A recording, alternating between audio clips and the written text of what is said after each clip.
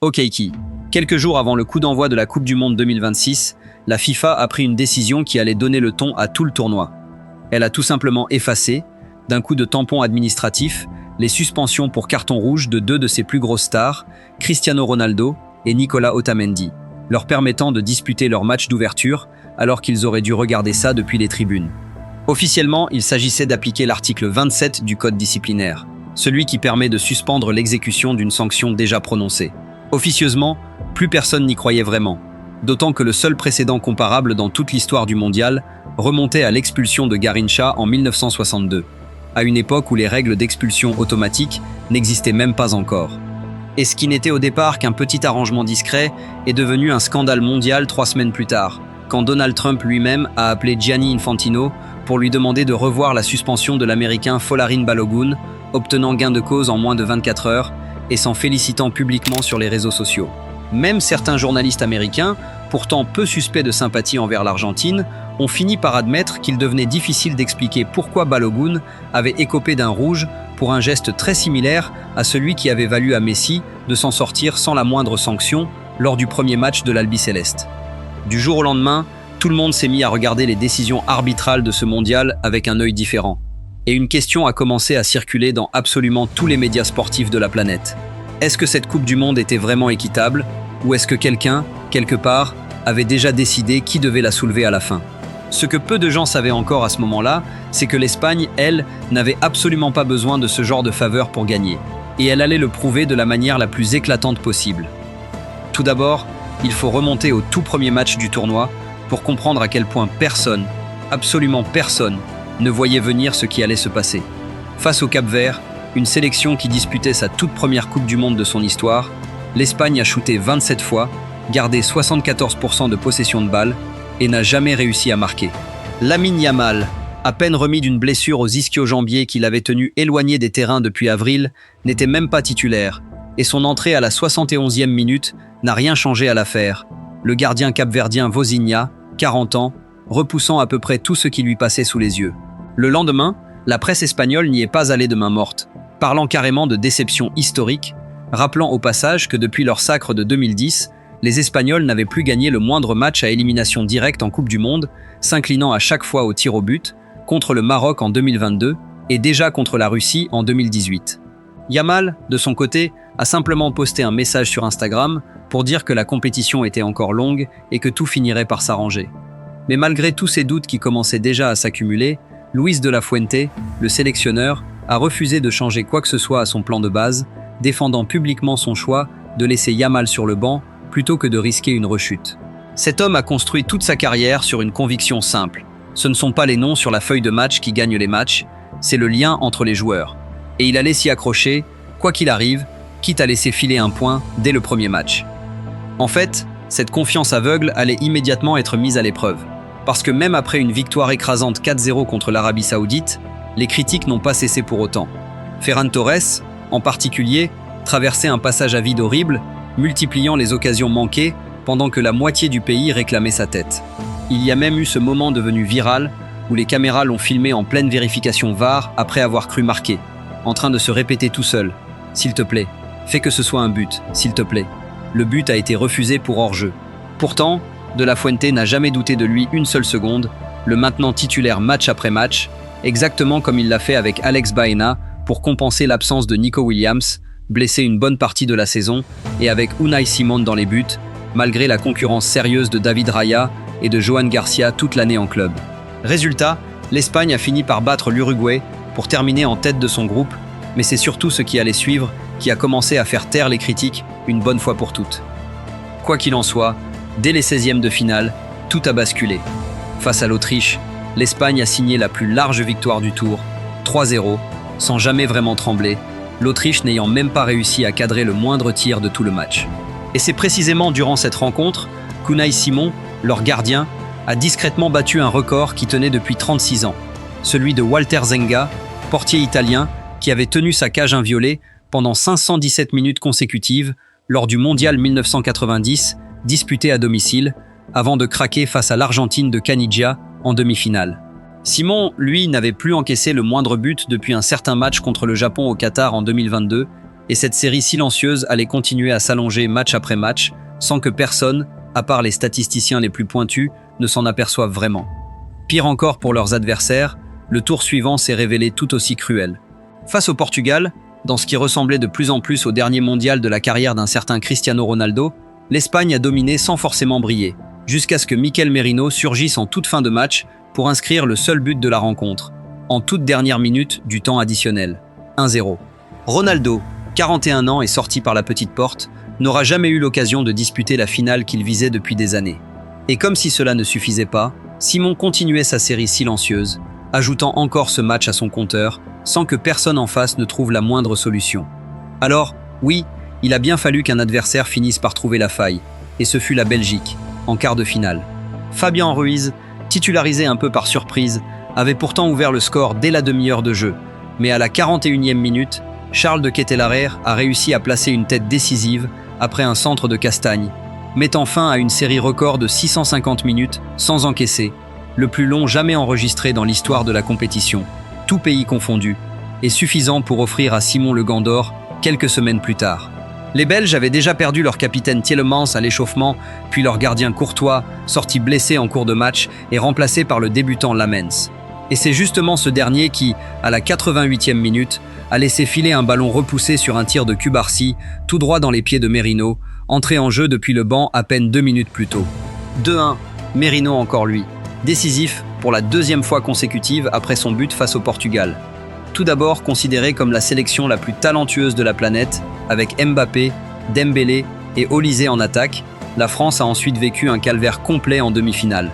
Dès la 22e minute, Lucas Digne a manqué son contrôle de la tête, puis a fauché Lamine Yamal, qui s'était précipité dans la surface pour tenter sa chance après que le ballon eut touché son coude en sautant. Pénalty accordé, transformé sans trembler par Mikel Oyarzabal, son 5e but du tournoi. Comme il l'avait annoncé quelques jours plus tôt après leur victoire contre la Belgique, Yamal avait clairement dit que si une équipe devait avoir peur avant cette demi-finale, ce serait bien la France. Et pratiquement personne ne l'avait vraiment pris au sérieux à l'époque. Pedro Porro a ensuite doublé la mise à la 58e minute sur un 1-2 avec Dani Olmo, achevant définitivement les espoirs français.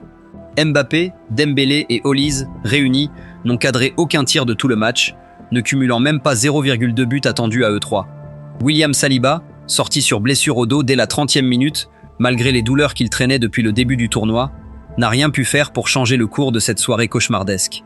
2-0, et l'Espagne filait en finale, laissant Mbappé se consoler quelques jours plus tard avec un doublé lors de la petite finale, pendant que Michael Olise, resté sur le carreau lui aussi, terminait tout de même meilleur passeur du tournoi avec 7 caviars, un record. Malgré tous ces exploits qui s'enchaînaient sans interruption du côté espagnol, l'autre demi-finaliste avançait, lui, sur un tout autre genre de terrain. L'Argentine avait certes remporté son groupe sans perdre le moindre point, écrasant l'Algérie 3-0 grâce à un triplé de Messi et disposant de l'Autriche 2-0 avant de conclure contre la Jordanie sur un coup franc de Lo Celso et un pénalty de Lautaro Martinez, mais dès les 8e, les choses se sont corsées. Contre le Cap-Vert, justement, il a fallu attendre la prolongation pour l'emporter 3-2.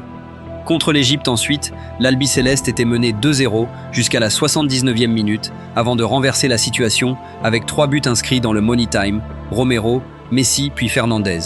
Et même en quart contre la Suisse, réduite à 10 dès la 72e minute après l'expulsion d'Embolo, il a de nouveau fallu passer par la prolongation pour arracher la qualification grâce à Alvarez puis Lautaro.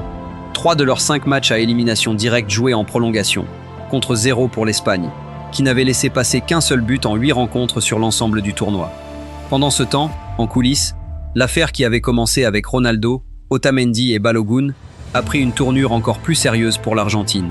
Alors même que Messi et ses coéquipiers filaient vers la finale, plusieurs journaux argentins et américains, dont le Miami Herald et La Nación, ont révélé que le FBI menait discrètement une enquête préliminaire sur la Fédération argentine de football, soupçonnée d'avoir fait transiter plusieurs centaines de millions de dollars par le système bancaire américain via une société basée en Floride, Tour Prodenter, dirigée par un producteur de théâtre argentin. Des dizaines de millions de dollars auraient été envoyés vers des bénéficiaires sans lien apparent avec la moindre activité économique réelle. Cette enquête américaine s'ajoutait à une affaire déjà ouverte en Argentine même, où la police fédérale avait perquisitionné, dès décembre, le siège de la fédération, ainsi qu'une trentaine de clubs de première et deuxième division, dans le cadre d'une enquête distincte sur le blanchiment d'argent. Personne n'a été inculpé, et l'enquête américaine selon les journalistes ayant eu accès aux documents, restait à ce stade préliminaire. Mais le simple fait qu'elle existe, en pleine campagne victorieuse de l'équipe nationale, a suffi à alimenter un climat de méfiance généralisé autour de tout ce que l'Argentine accomplissait sur le terrain. Quand on lui a demandé pourquoi l'Espagne semblait si peu affectée par tout ce bruit ambiant, De La Fuente a simplement répondu qu'il préférait laisser parler le jeu de son équipe plutôt que les journaux, et c'est exactement ce qui s'est produit le jour de la finale. Alors, voici comment tout s'est terminé. Pendant 90 minutes complètes, l'Argentine n'a tout simplement jamais réussi à cadrer, ni même à tenter, le moindre tir, une première absolue pour un finaliste dans toute l'histoire de la compétition.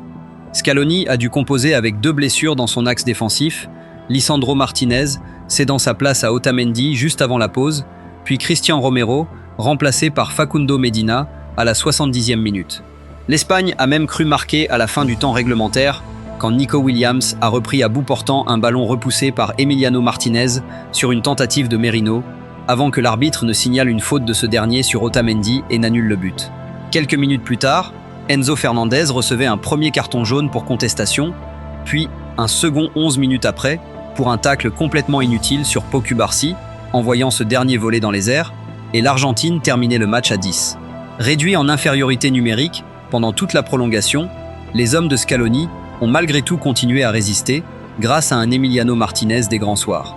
Mais dans les tout premiers instants de la seconde période de prolongation, à peine 39 secondes après le coup d'envoi, Ferran Torres, l'homme le plus critiqué de tout le tournoi espagnol, celui qui avait supplié le ciel de lui offrir un but contre l'Arabie Saoudite sans jamais être entendu, a repris victorieusement un centre de Lamine Yamal pour glisser le ballon à 8 mètres derrière Martinez. 1-0, son tout premier et unique but du tournoi, marqué exactement au moment où plus personne ne l'attendait, et qui lui a valu ces mots simples juste après le coup de sifflet final. « J'ai été un joueur très critiqué, mais je crois que le destin est écrit. » Quant à Messi, à 39 ans et 25 jours, il devenait ce jour-là le joueur de champ le plus âgé à avoir disputé une finale de Coupe du Monde, effaçant un record vieux de près de 70 ans, avant qu'Otamendi ne se glisse juste derrière lui à la 2e place de ce même classement. Cependant, la fête espagnole a rapidement viré au chaos. Quelques secondes à peine après le coup de sifflet final, alors que Rodri courait célébrer avec ses coéquipiers, Nahuel Molina lui a délibérément percuté le visage. Presque au même instant, Leandro Paredes s'en est pris à Eric Garcia en le saisissant par la gorge pendant que Thiago Almada projetait Gavi au sol. Un peu plus loin, l'entraîneur adjoint argentin Roberto Ayala en venait carrément aux mains avec Dani Olmo, lui assénant un coup au menton avant d'être séparés. Les images ont immédiatement fait le tour du monde, et pendant plusieurs heures, tout le monde a cru que Paredes avait été directement expulsé sur ce fait de jeu, l'affiche officielle du match affichant même un carton rouge à côté de son nom, avant que la FIFA ne confirme, non sans un certain embarras, qu'il s'agissait en réalité d'une erreur administrative, et que l'arbitre Slavko Vincic n'avait jamais sorti le moindre carton pendant l'altercation. La FIFA a tout de même ouvert une enquête disciplinaire dans la foulée, toujours en cours au moment où je vous parle, pendant que Gavi lui-même prenait la défense de Paredes dans les médias espagnols, expliquant qu'il ne fallait pas suspendre quelqu'un pour ce genre d'incident survenu après le coup de sifflet, même si ce n'était clairement pas une bonne image à donner aux enfants qui regardaient.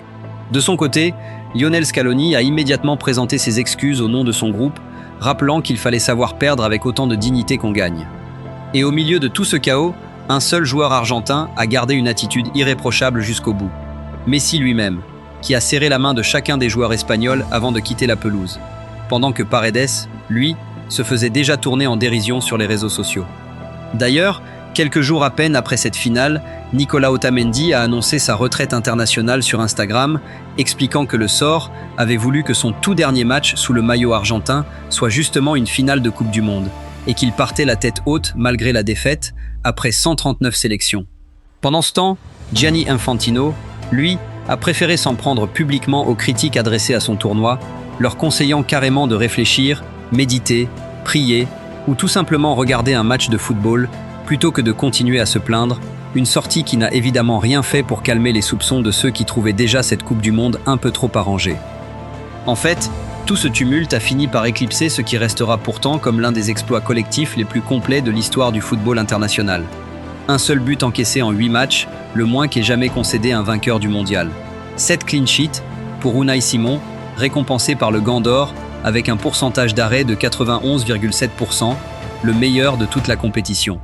Rodri, auteur d'un tournoi discret mais décisif dans la récupération du ballon, repartit avec le Ballon d'Or malgré la concurrence de Messi, deuxième, et de Mbappé, troisième, ce dernier repartant tout de même avec le soulier d'or grâce à ses 10 buts, 2 de plus que Messi.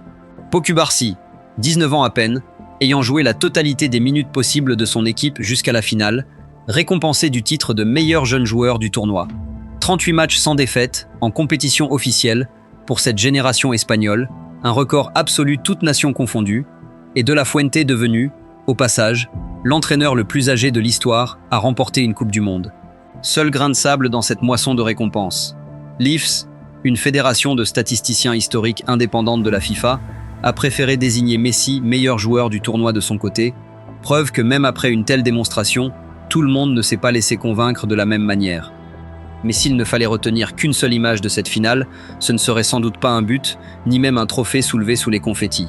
Ce serait plutôt Nico Williams, quelques minutes après le coup de sifflet final, qui a délaissé la fête de ses coéquipiers pour grimper directement dans les tribunes, retirer sa propre médaille de champion du monde et venir la passer autour du cou de sa mère Maria.